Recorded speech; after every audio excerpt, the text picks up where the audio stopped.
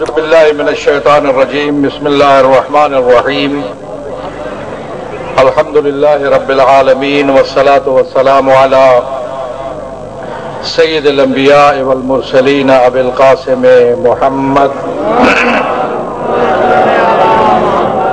وعلى الطيبين وصحبه المنتجبين. أما بعد فقد قال عليه الصلاة والسلام: هما إمامان قاما او قعدا. عزیزان گرامی، توفیق خداوندی ہے اور نظر خاص سے امام زمان اجل اللہ فرج و شریف ہے کہ ان نامساعد حالات میں مجھے یہاں اس چہرے میں سید الشہداء میں شرکت کا موقع نصیب ہوا اور اس توسط سے آپ عزاداران سید الشہداء کا نزدیک سے دیدار ہوا۔ میں سمجھتا ہوں کہ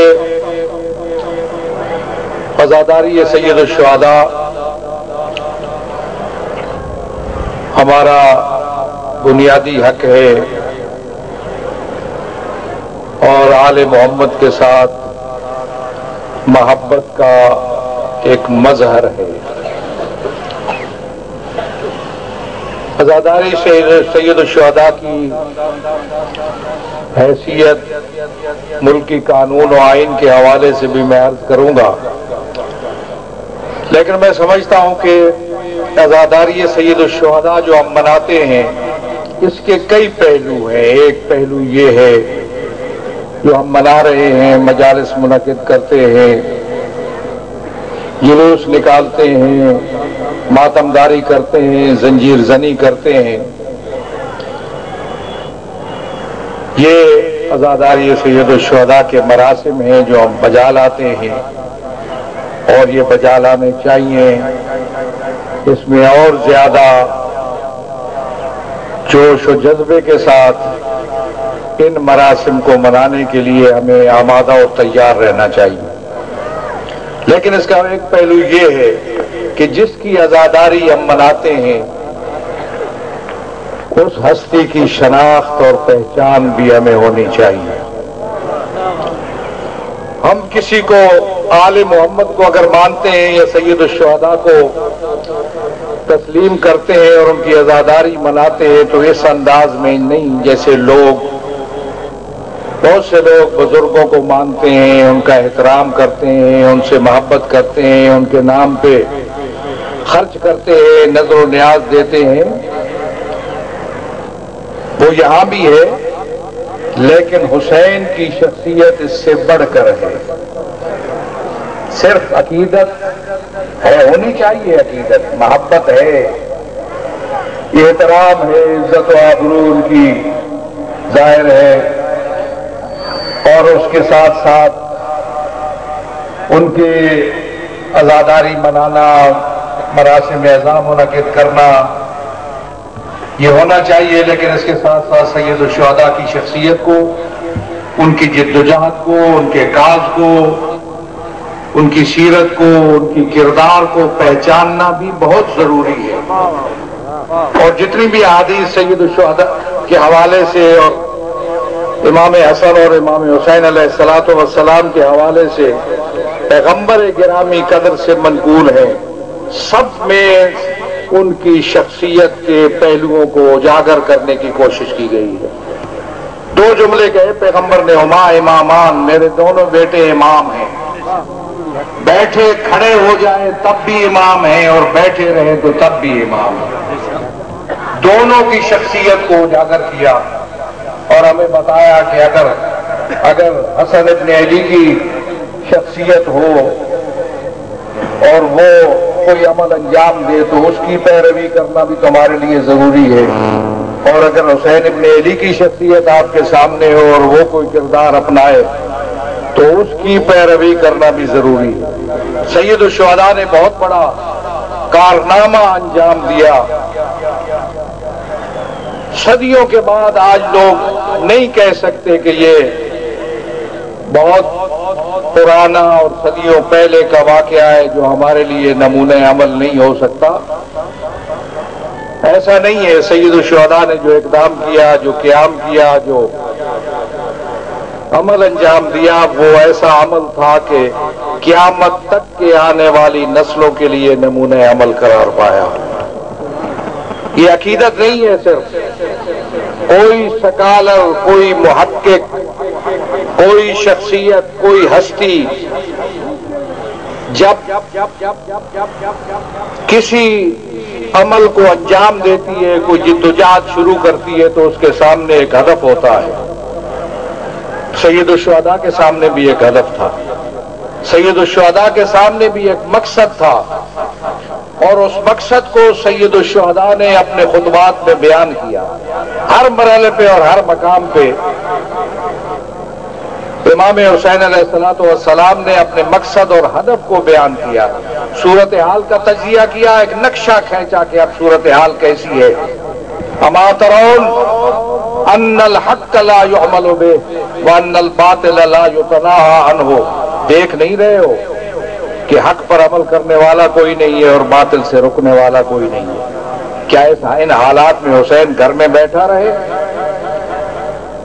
سید الشہداء نے بہت پہلے، آج دنیا، اسلامی دنیا کے اندر کانفرنسوں کا اور اجتماعات کا رواج ہے، اور میں سمجھتا ہوں کہ سب سے پہلی کانفرنس جو صحابہ کے بیٹوں کی منعقد کی منا کے اندر، وہ سید الشہداء حسین ابن علی نے کی اپنے بھائی حسن کے زمانے میں۔ یہ تاریخ کے وہ اوراق ہیں جو مخفی ہیں لوگوں سے، اور ان کو کہا کہ جب تمہارے بہت ایک خطبہ ہے جو حضرت نے ارشاد فرمایا، اس میں چند جملے یہ ہیں کہ جب تمہارے مفادات پہ زد پڑتی ہے، صحابہ بھی تھے اور ابنائے صحابہ بھی تھے، فرزندان بھی موجود تھے، جب تمہارے اپنے مفادات پہ زد پڑتی ہے تو بلبلا اٹھتے ہو، لیکن شریعت مصطفیٰ کی کھلی خلاف ورزی ہو رہی ہے، نفس رسول کو ممبر پر گالیاں دی جا رہی ہیں، تم خاموش بیٹھے ہو۔ اور یہ پہلا آغاز تھا، اور امام حسین علیہ السلام نے اپنے ہدف کو بڑا مشخص کیا۔ آج بھی وہ ہدف وہ ہے جو وحی الہی جس کی تائید کرتی ہے، وہ ہدف وہ ہے جو انبیاء کا مشن تھا، وہ ہدف وہ ہے جو اولیاء کا مشن تھا۔ قرآن کریم کے اندر موجود ہے، نرید الا الاصلاح ما استطعت، انبیاء یہ کہتے ہیں کہ ہمارا مشن ہے اصلاح کرنا، معاشرے میں بگاڑ کا خاتمہ، برائیوں کا خاتمہ، غلطیوں کا، جرائم کا خاتمہ، یہی مقصد تھا اور مشن تھا حسین کا۔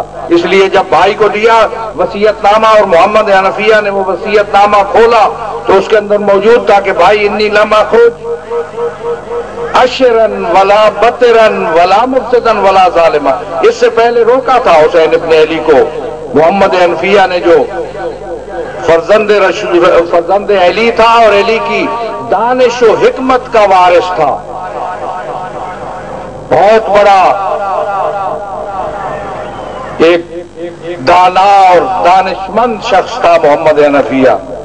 ابن عباس نے، عبداللہ ابن جعفر نے بھی روکا، لیکن حسین مصمم ارادہ کر چکے تھے۔ اور یہی میں ایک جملہ کہہ دوں، جب بھائی نے روکا حسین کو کہ حسین حالات ٹھیک نہیں ہیں، آپ مت جائیں، مدینہ مت چھوڑے، کہا شاء اللہ یرانی قتیلا، اللہ کی مشیت یہ ہے کہ میں کربلا میں شہید ہو جاؤں۔ کہا بھائی اگر جاتے ہو تو ان بہنوں اور بیٹیوں کو تو ساتھ مت لے جاؤ۔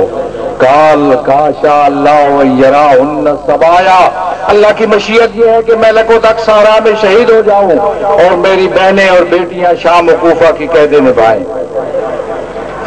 تصمیم لے چکے تھے حسین۔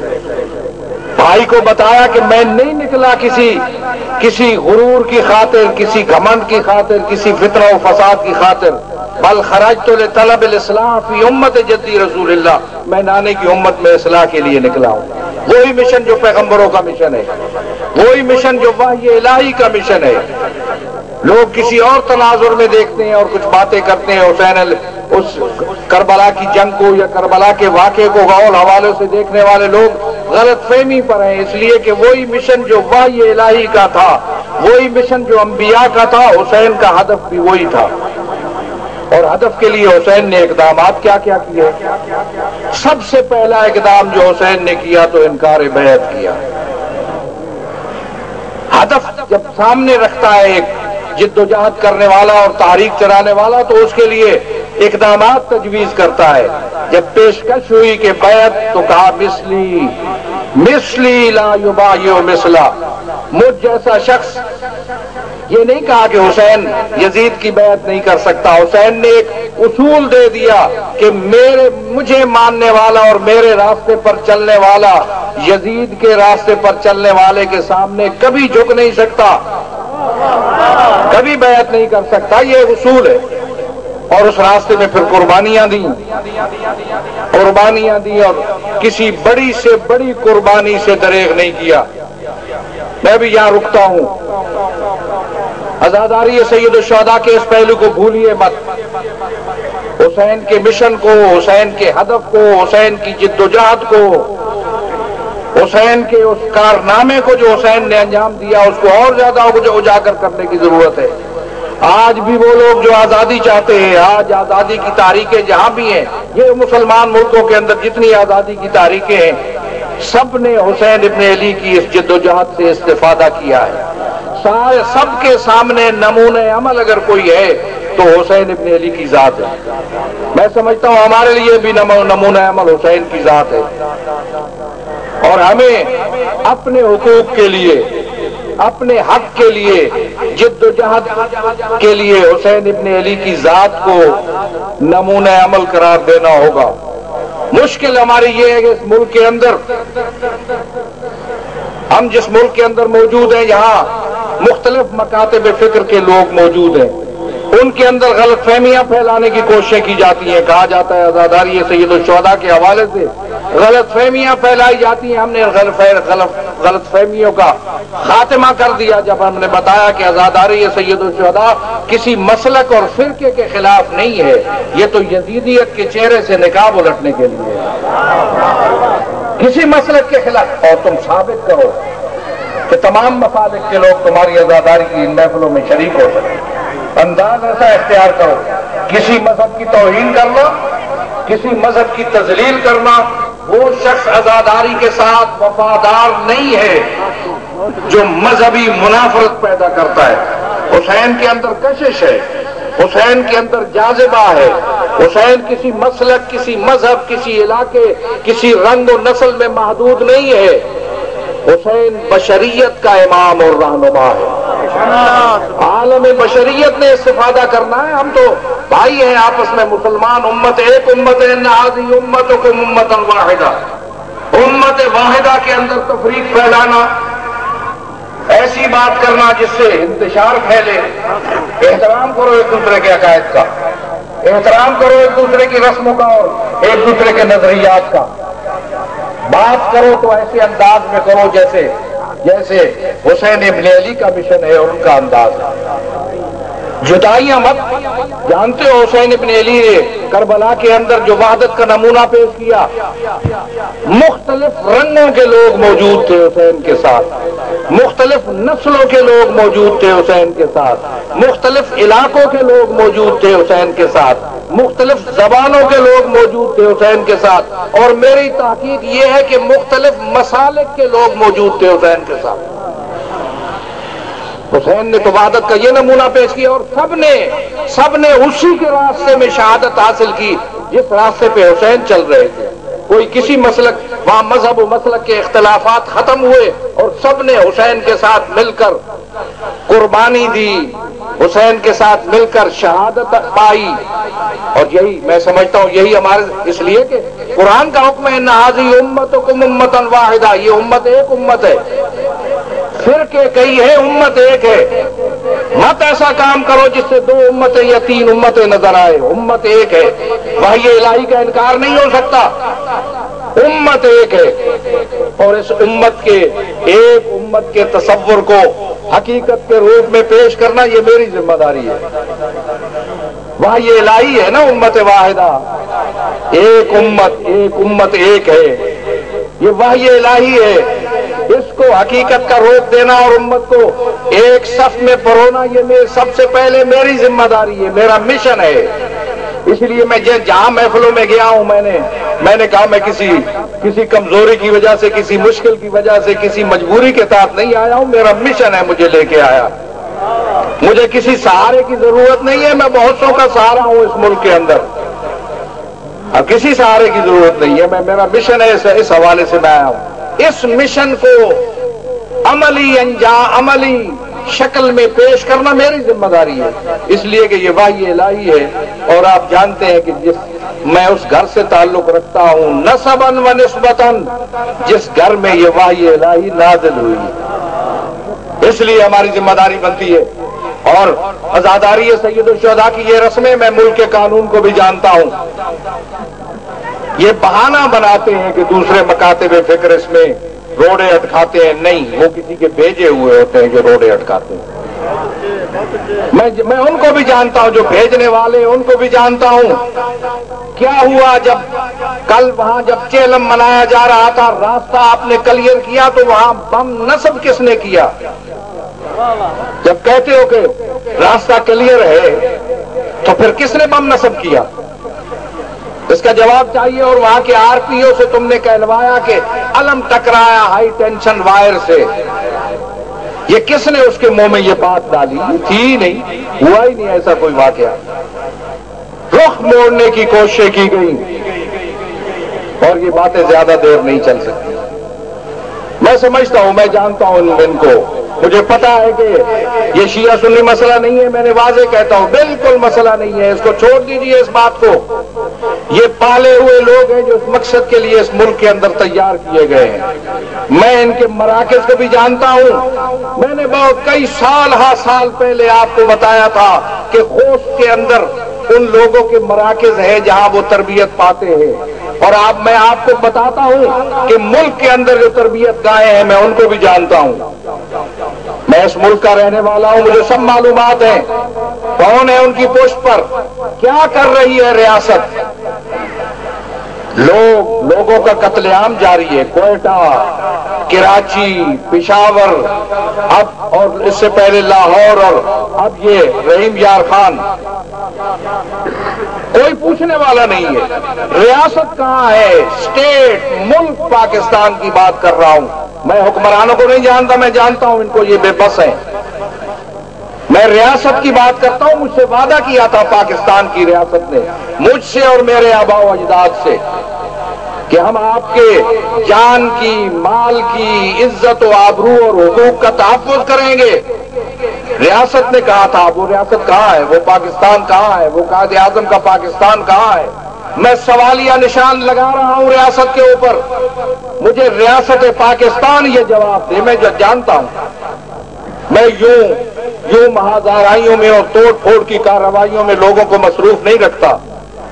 ان کارروائیوں سے رخ اور طرف مڑ جاتا ہے. وہ توڑ پھوڑ کی کارروائیوں میں لوگوں کو گرفتار اور یہ کیا جاتا ہے اور اصل مسئلے سے رخ ہٹ جاتا ہے. یہ غلطیاں مت کرو. ہم کمزور نہیں ہیں. میں نے ایک پی این سے لے کر، ایک چپڑاسی سے لے کر اور صدر و وزیر اعظم تک سب صورتحال پہنچائی ہے. میں آپ کو بتاؤں، میں غافل نہیں ہوں. میں نے جتنے بھی آپشن ہیں، جو بھی اقدامات ہو سکتے ہیں، وہ میں کر چکا ہوں اور کرتا رہتا ہوں. متوجہ کرتا رہتا ہوں ان کو. اور میں جانتا ہوں کہ یہ کون کس کی بولی بول رہا ہے. سنا ہے وزیر داخلہ کہہ رہا تھا کہ واضح نہیں ہے کہ دھماکہ ہے، یا میں تو دیکھ کے آیا ہوں نا، یا وہ وائر سے علم ٹکرایا ہے.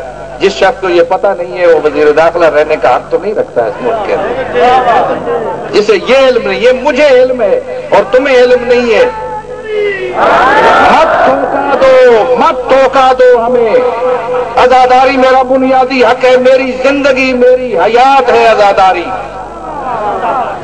میری شناخت ہے عزاداری. اور عزاداری کے میں پورے پہلوؤں کی بات کر رہا ہوں. میں اسی سے عادلانہ نظام کی بات کرتا ہوں اس ملک کے اندر. میں اسی عزاداری کے ذریعہ وحدت و اتحاد کی بات کرتا ہوں اس ملک کے اندر. اس لیے میں سمجھتا ہوں کہ دھوکہ مت دو. ہم اس ملک کے اندر ان حادثات اور واقعات کی روک تھام کی قدرت اور طاقت رکھتے ہیں. ہم اس ملک کا ایک طاقتور حصہ ہے اور میں سمجھتا ہوں کہ انہیں شاید ان کو جو یہ کارستانیاں کر رہے ہیں انہیں شاید یہ بھول ہوئی کہ ہم کمزور ہیں، مجھ سے زیادہ طاقتور ہیں، اور ہم جب میدان عمل میں جب اتریں گے تو اس پاکستان کے آسمان و زمین کا یہ رنگ نہیں ہوگا. تو اس لیے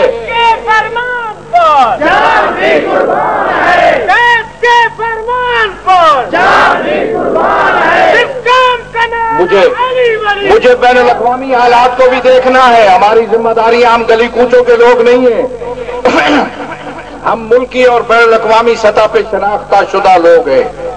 ابھی 4 کانفرنسوں میں شرکت کر کے آیا، بین الاقوامی کانفرنسوں میں بیرون ملک، اور یہاں وزیر اعظم کی کانفرنس میں میں نے شرکت کی. میں ایک جملہ کہہ دوں، میں نے کہا تھا وہاں پہ کہ ملک بحران میں ہے، ملک مشکل میں ہے. مشکل وقت میں قوم کی وحدت ضروری ہوتی ہے.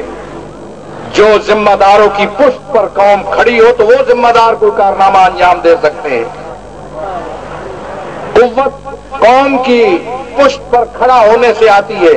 اور اس وقت میرے سامنے ایک واقعہ تھا، میں نے کہا اگر 26 ظاہروں کو سامنے کھڑا کر کے گولیاں ماریں گے اور پرسان حال کوئی نہیں ہوگا تو پھر قوم میں وحدت کی توقع اور امید مت رکھو. ہم اپنے حقوق کا تحفظ کرنا جانتے ہیں. ہم نے عزاداری سید الشہداء پہ کوئی آنچ آنے نہیں دی آج تک. کرفیوں کے عالم میں، سنگینوں کے سائے میں یہ عزاداری میرے لیے قابل قبول نہیں ہے. میں ٹھوکر مارتا ہوں ان لائسنسوں کو اور پرمٹوں کو. میں پہنچوں گا وہاں پہ. میں ابھی میں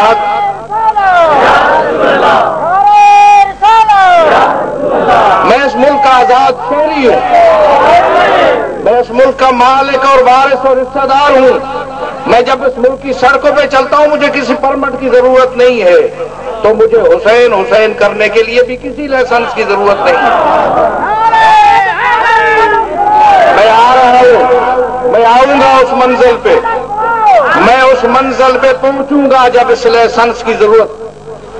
میرے پاس فائلیں ہیں جہاں بہت سے لوگ ہیں جو فوت ہو گئے اور اس کے بعد ان کی لائسنس اور پرمٹ ان کے بچوں کو منتقل نہیں کیے گئے. کیوں؟ یہ سازش ہے، بھول ہے ان کی. انہوں نے کہا جاتی عزاداری کو اور جلوسوں کو محدود ہونا چاہیے. میں نے کہا شرم کرو، جب دھماکہ ہوتا ہے تو قاتلوں کے پیچھے جاؤ. عزاداری تو بنیادی حق ہے، اس کے پیچھے کہاں آتے ہو؟ اور سن لو اس بات کو کہ اس ملک کے اندر اگر ایک بھی عزادار زندہ ہوگا تو وہ علم عباس لے کر سڑک پر ضرور آئے گا.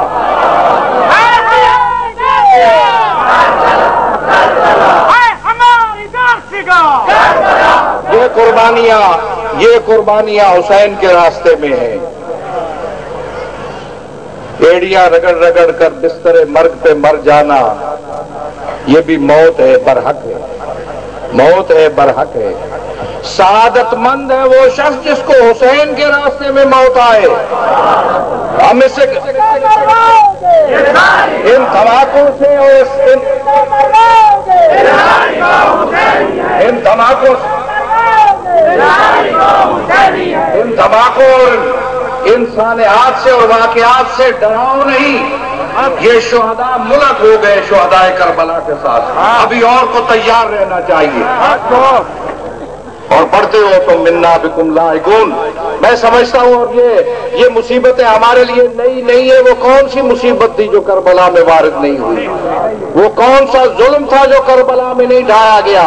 لکو تک سارا میں پڑی ہے لاش حسین ابن علی کی.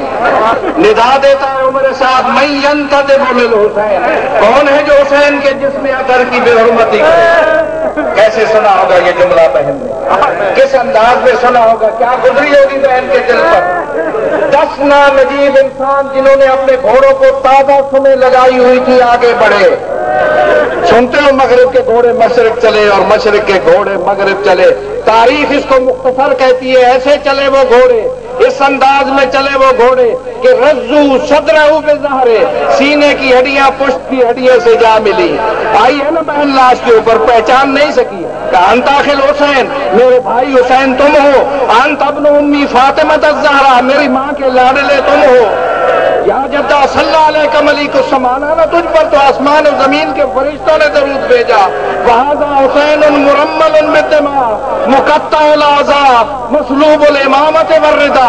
اٹھایا بھائی کی لاش کو ہاتھ کے اوپر، رخ کیا آسمان کی طرف. کہا اللہم تقبل منا ھذا القربان، بار الہ اہل بیت کی یہ قربانی قبول فرما.